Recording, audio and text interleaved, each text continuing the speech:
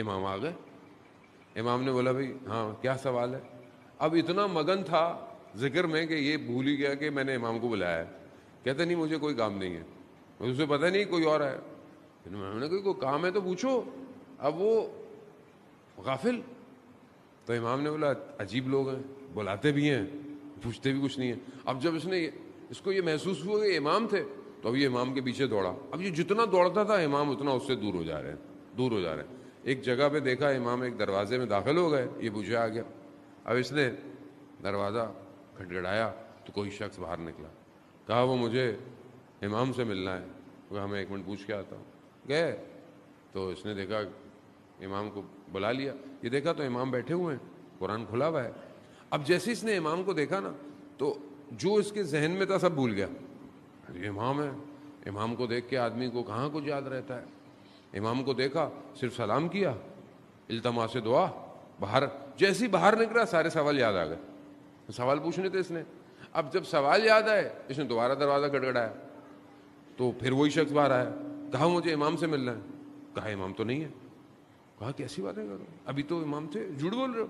وہ شخص عجیب سا ہو گیا. کہا کہ میں اتنے سالوں سے یہاں پہ ہوں اور تم میرے پر تہمت لگا رہے ہو, میں جھوٹ بول رہا ہوں, امام نہیں ہے. کہا میں ابھی آیا تھا. تو کہا اس وقت تھے, ابھی نہیں ہے امام. کہا ہاں مگر امام کا ایک شاگرد بیٹھا ہوا ہے, اگر سوال پوچھنا. تو اس نے بولا چلو شاگرد سے پوچھ. جیسے اندر گیا تو دیکھا اسی حالت میں جو شخص بیٹھا ہوا تھا اس کو یہ پہچان گیا. وہ سید ابو الحسن اصفہانی جو اس زمانے کے مراجع تھے کہ جنہوں نے سخت سردیوں کی راتوں میں امام سے توسل کیا تھا جب ان کے والد انہیں حوضے سے واپس لینے آ گئے تھے. تو اس وقت انہوں نے کہا تھا کہ پروردگار میں بھوکھا رہ لوں گا مگر مجھے امام کی نوکری کرنی ہے. پھر امام نے بھی اتنا دیا کہ اپنے زمانے کا مراجع بنا دیا نجف. جب انہوں نے دیکھا مگر ان کو یقین نہیں آیا کہ یہ بہرحال وہ ہوں گے. انہوں نے چلو جو بھی ہے, سوال پوچھے, جواب لیے, گھر چل دیے. جیسے ہی نجف پہنچے تو ان کے ذہن میں خیال آیا, اب ہوتا ہے نا اندر کے, پتہ یہ ابو الحسن اصفہانی اس مقام پہ, میں نے امام کے شاگرد, امام کی جگہ پہ. ذہن میں خیال آیا تو کہا میں گھر جاتا ہوں, ان کے دیکھتا ہوں, پوچھتا ہوں. جیسے ہی گھر کا دروازہ کھٹکھٹایا تو انہوں نے اندر سے آواز دی فلانا شخص آیا ہوگا, دروازہ کھولو, یعنی خادم. جیسے ہی دیکھا تو اسی حالت میں سید بیٹھے ہوئے جیسے وہاں بیٹھے ہوئے تھے. پھر اس نے وہ سوال پھر پوچھے. ہاں میں دوبارہ چیک کرتا ہوں. جیسے ہی سوال پوچھے سید نے کہا مگر میں نے تمہیں جواب نہیں دیا گیا. تو ایک دم شرمندہ ہو گیا. خوب یہ انسان جو اس قابل ہو جاتا ہے, امام کی نوکری کرتا ہے, امام کی جگہ پہ چلا جاتا ہے, زمانہ, مکان, ٹائم اس کے لیے ختم ہو جاتا ہے. کیا ہے یہ؟ کہانیاں نہیں ہے, داستانیں نہیں ہے, حقیقت ہے. یہ کیسے ممکن ہے؟ وہ یہ روایات ہیں. پانچویں امام باقر علیہ الصلوۃ والسلام, اللہ صلی علی محمد.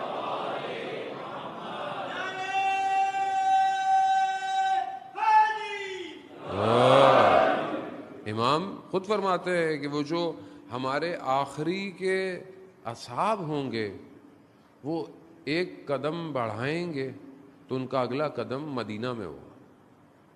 اب یہ ظاہر ہے یہ کوالٹیز تب ہوں گی نا کہ جب ہماری روح مضبوط ہوگی,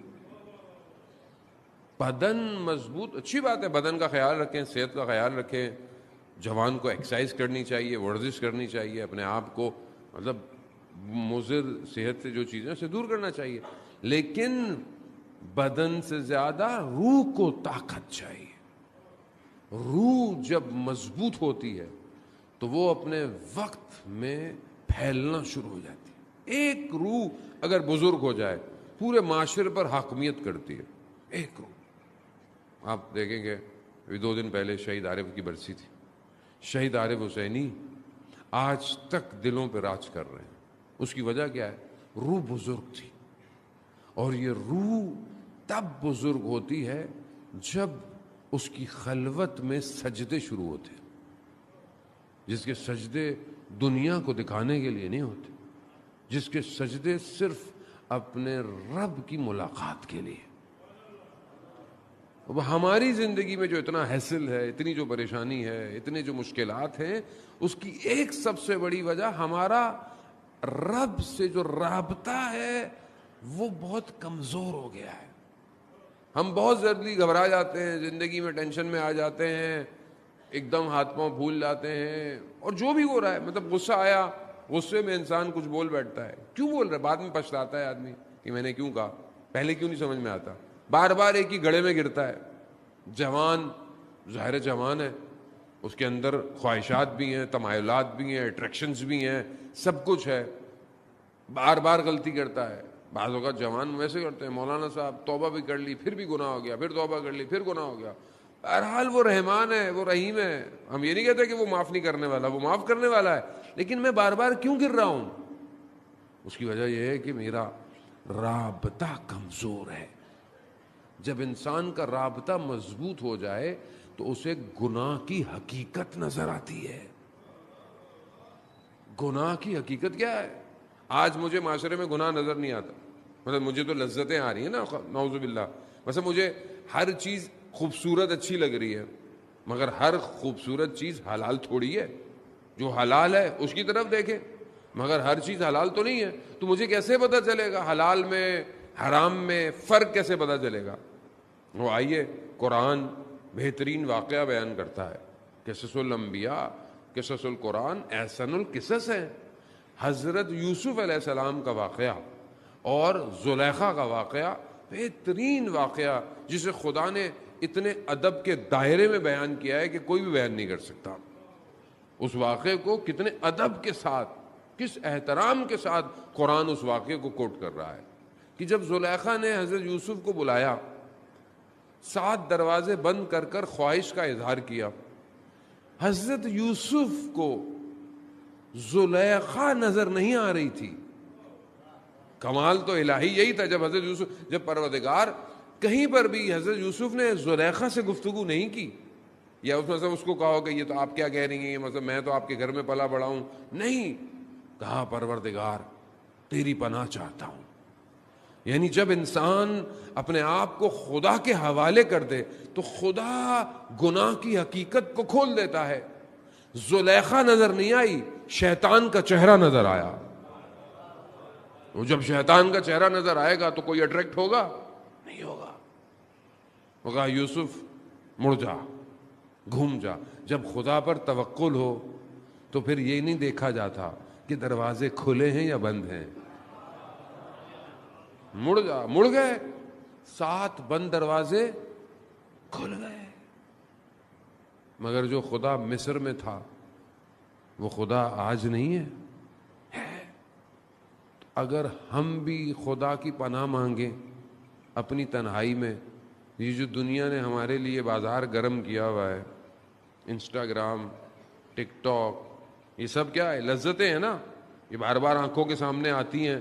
بچہ غلطی سے کلک کرتا ہے، پھر دوسری کلک کرتا ہے، پھر تیسری. خوب ہاتھ جلتا کیوں نہیں ہے؟ کیونکہ آگ نظر نہیں آ رہی. اگر آپ اپنے آپ کو خدا کی پناہ میں دے دیں تو خدا آپ کو وہ لذت نہیں دکھائے گا، آگ دکھائے گا.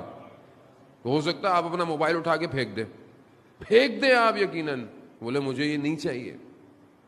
10 دن میں جوانوں کو ایک فارمولا دے رہا ہوں، پریکٹیکل ہے. دیکھیں، کیونکہ یہ سسٹم ہمارا نہیں ہے. آپ بولیں جی میں تو نوئے سنتا ہوں، مجلس سنتا ہوں، اچھی بات ہے، آپ سنتے ہیں، نوئے سنیں، مجلس سنیں، لیکن 4 نوئے سنیں گے، 5ویں کچھ اور چیز دیکھیں گے آپ. کیوں؟ کیونکہ یہ آپ کا سسٹم نہیں ہے، یہ اس کا الگورتھم ہے. اس نے اتنا سسٹم ڈیزائن کیا ہوا ہے کہ وہ 4 آپ کی، 5ویں اپنی چیز دکھاتا ہے. کچھ بھی کر لیں آپ، وہ اس کا سسٹم ایسا ہے. وہ آپ کی آواز سن کر، آپ کی نگاہیں، آپ کا IP ایڈریس اس کو پتا ہے کہ یہ کراچی، نارتھ کراچی فلانے بلاک میں سے IP آ رہی ہے، یہاں کے لوگ کیا ہیں، سب پتا ہے اسے. وہ RSS اس کا اتنا ڈیٹا کیلکولیٹڈ ہے، وہ آپ کی چاہتوں کو سب کو جانتا ہے. سب سسٹم بنا ہوا ہے. ایک آپ کی شکل کو میں جانتا ہوں، ایک آپ کی پرسنالٹی کو آپ کے گھر والے جانتے ہیں، اور ایک آپ کی پرسنالٹی کو یہ کمپیوٹر یا موبائل جانتا ہے کہ یہ کہاں کہاں گھومتا ہے، یہ کیا کیا دیکھتا ہے، یہ کیا کیا پسند کرتا ہے. اس نے آپ کی ایک شکل بنائی ہوئی ہے اپنے اندر، اس لیے وہ چیزوں آپ کو دکھاتا ہے. ایک چیز آسان سی عمل کریں نا، ظاہر ہے اگر کسی اپلیکیشن پر آپ سے گناہ ہو جائے جو کہ آپ نہیں چاہتے، آپ یقیناً نہیں چاہتے، آپ امام حسین کے ماننے والے ہیں، کبھی بھی یاد رکھیں اہل بیت کا ماننے والا فاسق نہیں ہو سکتا. میں نہیں کہہ رہا شخص امام جعفر صادق علیہ الصلوۃ والسلام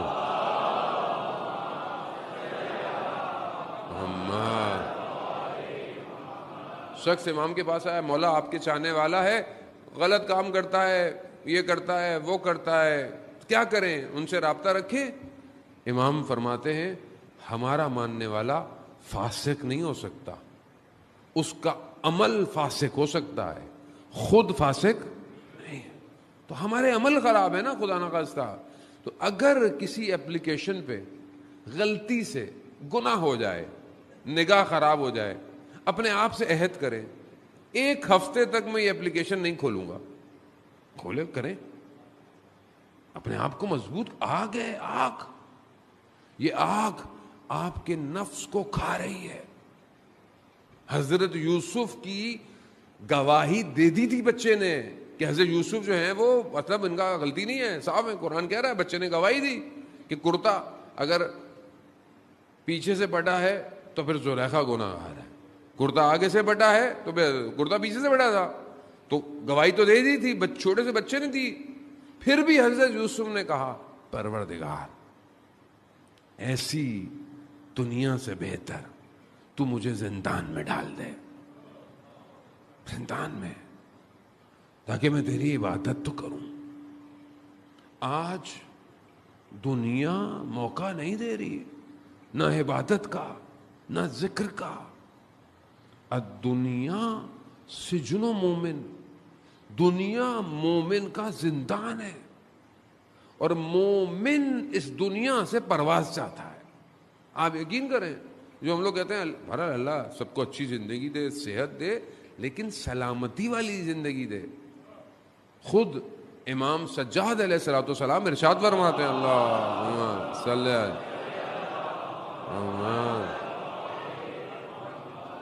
امام ارشاد فرماتے ہیں کہ پروردگار زندگی ایسی ہو جو تیری عبادت میں گزرے، اس سے پہلے کہ یہ زندگی شیطان کی چراگاہ بن جائے اٹھا لے.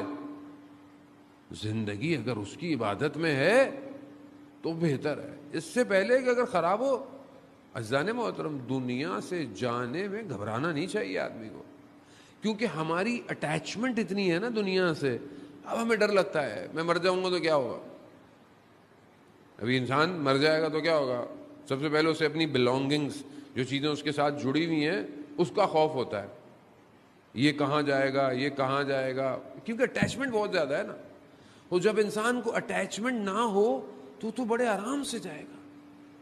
بہلول دانا کہ جب وہ زمانے میں جو حاکم تھا، خلیفہ تھا، اس نے بولا کہ یہ قیامت والے دن سوال جواب کیسے ہوں گے؟ تو اس نے بولا ٹھیک ہے، روز قبرستان آ جانا.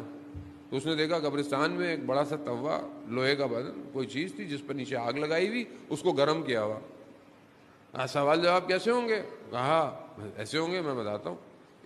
اس پر کھڑے ہو جاؤ اور اپنا نام اور جو جو تمہارے پاس ہے وہ بتاؤ. وہاں پہلے تم کھڑے ہو.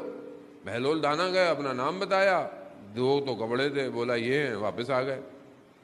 اب بادشاہ سلامت کھڑے ہوئے، وہ عالی جناب میں ہی پاؤں چل گیا. نام اتنا بڑا جیسے ہمارا ہوتا ہے علامہ، حجت الاسلام، مسلمین اور پتہ نہیں کیا کیا. ہم ناموں میں ہی پھنس گئے ہیں آج کل. تو یہ انسان نام میں اتنا پھنس گیا، وہ نام میں پھنس گیا. وہ تو ابھی وہ بتاتا کہ میں یہ لباس ہیں، یہ کپڑے ہیں، یہ تخت ہے، یہ تاج ہے، یہ ہیرے ہیں. تو قیامت ایسی ہے، جتنا کم سامان ہوگا اتنا سفر آسان ہوگا. جتنا رکھو گے اتنا جواب دینا ہے. مولا کائنات حضرت علی ابن ابی طالب علیہ السلام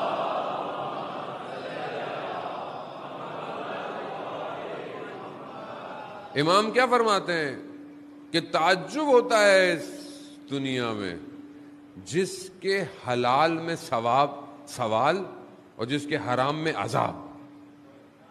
مطلب حلال کمائیں گے تو سوال جواب دینا ہے آپ کو، بھائی کیا کمایا، کہاں رکھا، اور حرام کمایا تو عذاب ہی عذاب ہے. تو کیا آدمی زندگی میں اتنی ٹینشن لے کے گھوم رہا ہے؟ اس کا مطلب یہ نہیں کل سے گھر جائیں بولے میں نے تو کچھ بھی نہیں کرنا، مولانا صاحب نے بولا ایسا کچھ نہیں ہے. آپ کو زندگی گزارنی، کیونکہ یہ زندگی وسیلہ ہے آخرت تک جانے کا، لیکن دل نہیں لگانا، دل نہیں لگائیں. اب جوان تو ماشاءاللہ بیٹھے ہوئے ہیں، اتنی جلدی دل لگاتے ہیں کہ بس اب کیا کہیں ان جوانوں کو. اتنی جلدی دل لگتا ہے اتنی جلدی دل ٹوٹتا بھی ہے، کیونکہ اصل میں یہ پتہ نہیں ہے نا کہ دل لگانا کہاں ہے.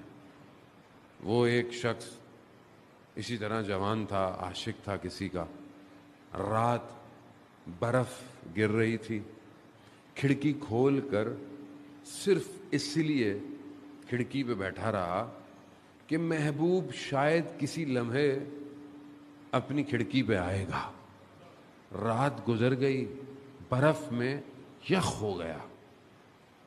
کچھ دیر بعد صبح صادق ہوئی تو مسجد سے آواز آئی، تو اس نے دیکھا کہ کچھ عاشق معشوق کی طرف گھروں سے نکل رہے ہیں. تو اس نے کہا کاش میں اس عشق میں رات بیٹھا ہوتا، اولیاء خدا ہو جاتا. عزیزان محترم، میں زیادہ بہرحال آپ کا وقت نہیں لوں گا. عزیزان محترم، بس ایک وہ حضرت موسیٰ علیہ السلام، آپ کو پتہ ہے اللہ کے کتنے پیارے نبی ہیں، کلیم اللہ ہیں.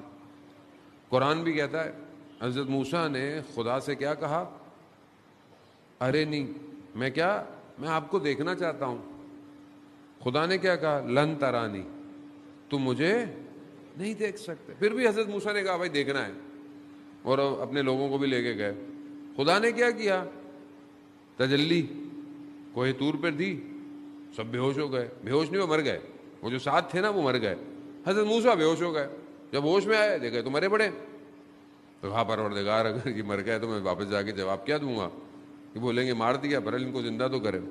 اب یہ جو ایک بہرحال میں اس کی تفسیر میں یا کسی اور میں نہیں جاتا، بس میں ایک مفہوم آپ کی خدمت میں عرض کرنا ہے. یہ جو کہا کہ میں دیکھنا چاہتا ہوں، تو ایک شاعر وہ کہتا ہے کہ جب کلام کر سکتے تھے تو دیکھنے کی ضرورت تھی ہی نہیں. جب آپ اس سے کلام کر سکتے تھے تو دیکھنے کی ضرورت، اصل کلیم اللہ جب کلام ہو رہا ہے تو یہ بات ہی نہیں کرنی چاہیے تھی کہ مجھے دیکھنا ہے. سعدی جو شاعر ہے بہت بڑا، وہ کہتا ہے کہ یہی جو خدا نے کہا نا کہ لن ترانی، تم مجھے نہیں دیکھ سکتے، خوب یہی بات خدا کی طرف سے آنا تمہارے لیے کافی تھا. کہ خدا کہہ رہا ہے کہ بس اصل تم نہیں دیکھ سکتے، اصل وہ تم سے کلام کر رہا ہے، اس سے بڑھ کر اور کیا ہو سکتا ہے. مگر حافظ جو ان سے بھی بڑا شاعر ہے، وہ اس واقعے کو کیا کہتا ہے، اور آپ سے التماس دعا.